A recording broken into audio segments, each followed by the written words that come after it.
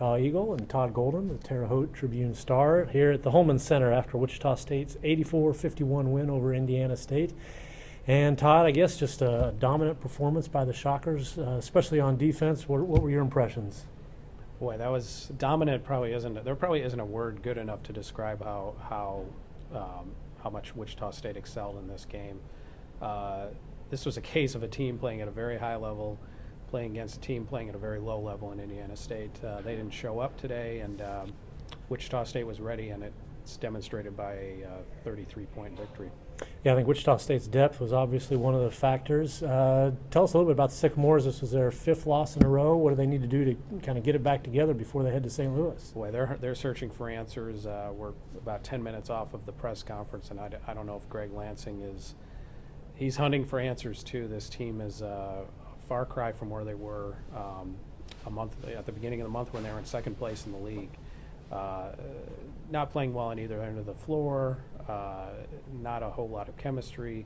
They just look like a team where the gas tank is on empty right now, and they still have a lot to fight for. Believe it or not, even as badly as they played today, they're not in the play-in game yet based on results elsewhere in the league. Missouri State lost today at home to Loyola, although Loyola is now in that fight with them. So a lot of questions to be answered for the Sycamores in their last week of the regular season and then headed into St. Louis.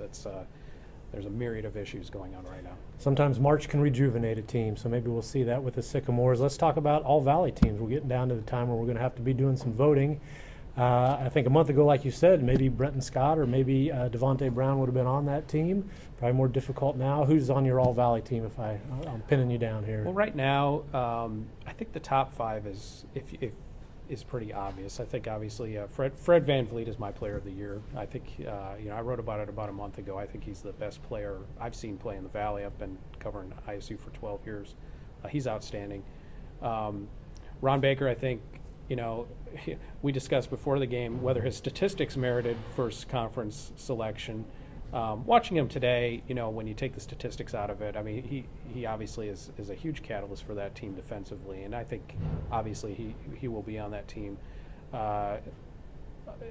Makovicius and Ballantyne from Evansville are the other two that are obvious, and Anthony Bean Jr. from Southern Illinois. He's been outstanding this year and has revived their program. So I think it's those 5. I don't know that there's another player. Some of the Illinois State players are coming on. I don't know if they merit first team yet. Yeah, that could be an interesting situation where they may finish 2nd without an All-Valley player. I see future All-MVC players like Mikhail McIntosh. But I think the top 5 right now is pretty set. Yeah, I can't disagree with any of those. Maybe Anthony Bean, depending on how the Salukis finish. But yeah, I think you're right on. All right, Ace Hunt has done yeoman's work as our videographer, so thank you very much, Ace. Todd, thank you very much for setting in.